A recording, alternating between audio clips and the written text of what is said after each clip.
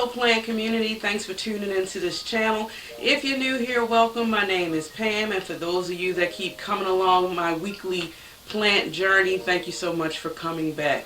So I have a real quick one for you guys. I wanted to talk about plants that may be popular by demand but doesn't seem popular in your eyes.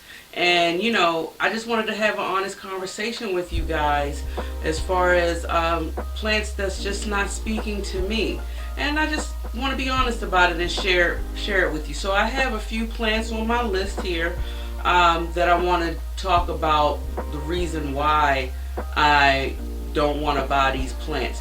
Now first off, you guys, why do we purchase plants in the first place?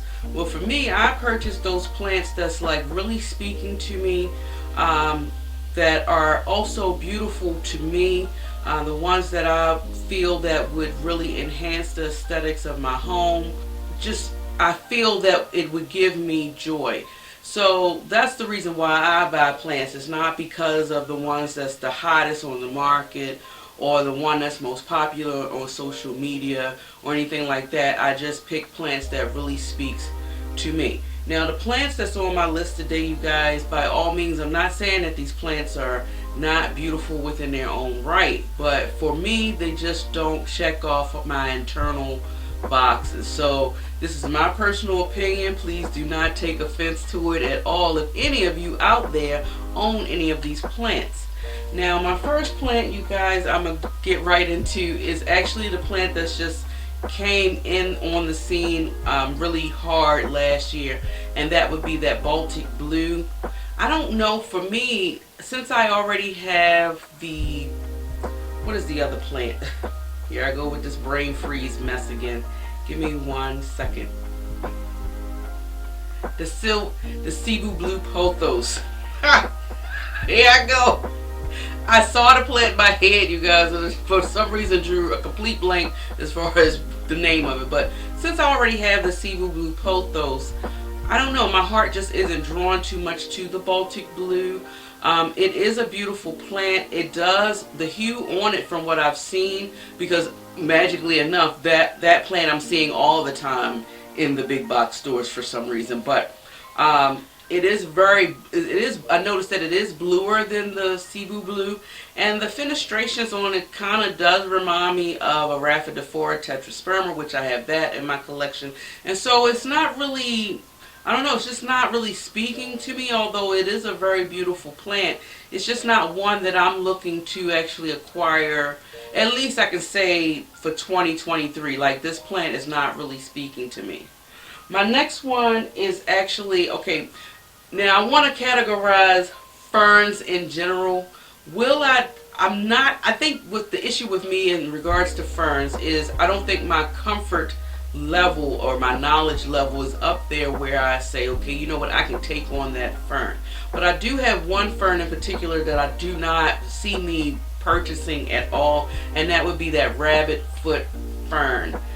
The plant itself is gorgeous, but you guys, honestly, for me, those roots that's coming out of the pot is so hairy and furry, or whatever it is, it creeps me out. It really does. And I've noticed now that when I do see them, I am getting, I guess, desensitized a little bit from the look of it. But when I first saw it, you guys, I was like, oh my gosh, it was a little bit too much over the top for me. So it's not kind of my style. I mean, I love nature, but I don't know if I love nature to that extreme yet in regards to the furriness of pets and things. I don't know, please don't shoot me, guys, but that's just my personal feel on that plant. Now my next one, this is another plant that I've been seeing in the big box stores, ironically, all over the place. I'm quite sure if I wanted this plant, I would not see no sight of it at all, but it's the Alocasia Polly. The plant is beautiful to me. It's just that I feel that, you know, you guys know that I'm into like textures and leaf structures, and I pay attention to a lot I appreciate Nation and things like that. I think I feel overwhelmed when I look at that plant in regards to the structure of it. The leaves is just crazy shiny. The veination in the plant itself is just really sharp and strong to me, as well as the thickness of the leaves. I don't know, it's just not speaking to me.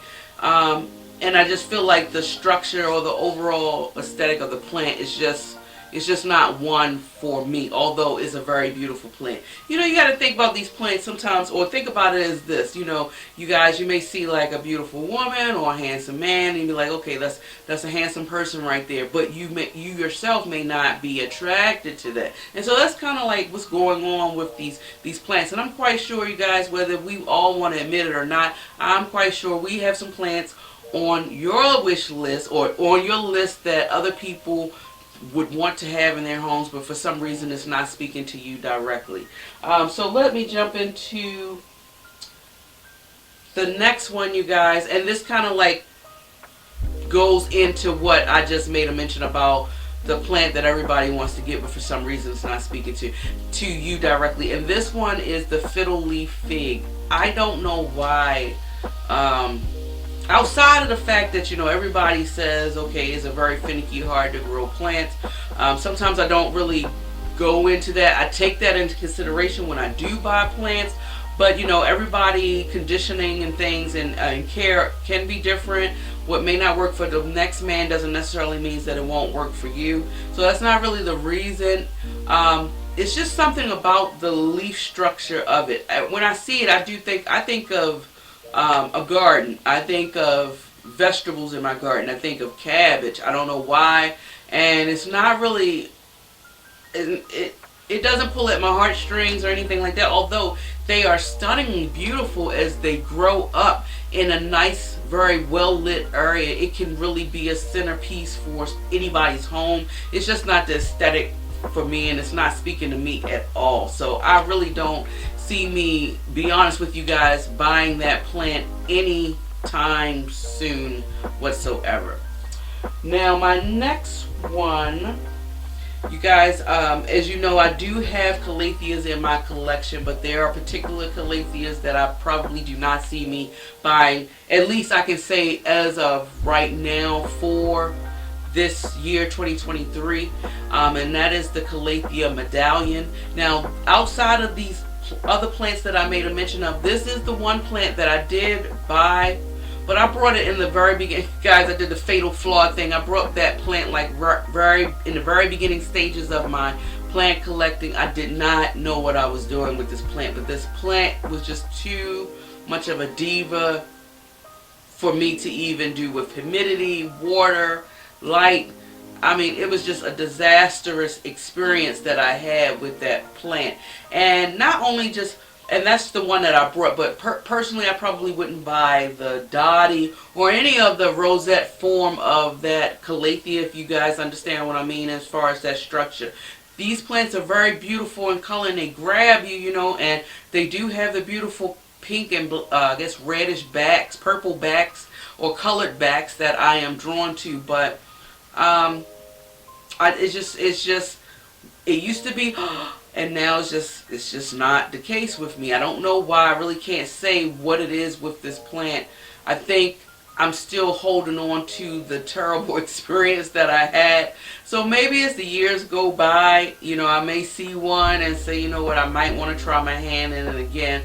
But as currently right now with my ever-growing collection, I just don't see me adding it to my collection, because I feel like that I will not be successful with this plant because I won't be able to give it the attention that it apparently needs. I mean, I don't know.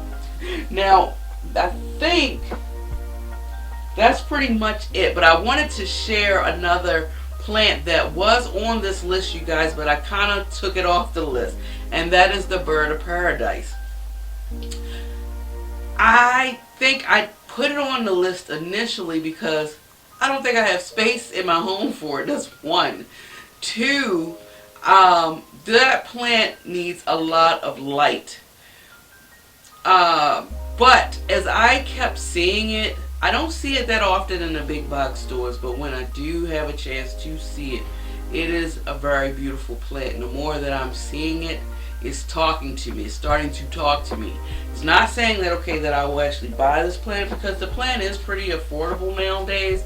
I don't think it was it ever expensive, you guys? I don't even know. Was there a period of time in the plant world where it was ridiculously priced? I can't say if it was, but if y'all know, let me know. But now they seem amazingly affordable. They're very beautiful. And, you know, maybe I took it off the list because, like I said, it's speaking to me, and I may buy that plant. Maybe not this year in 2023, but I can actually see me adding that in my collection in the future. But, you know, sometimes I overthink things. You know, I think optimistically, okay, if I grow this plant to the beautiful specimen that I know it to be, then it's going to get super tall, right? So what am I going to do when it starts doing that? The leaves get massive, they start splitting and all that. So I overthink things sometimes, and so, which kind of like helps me, but it also hinders me at the same time. Does that make sense?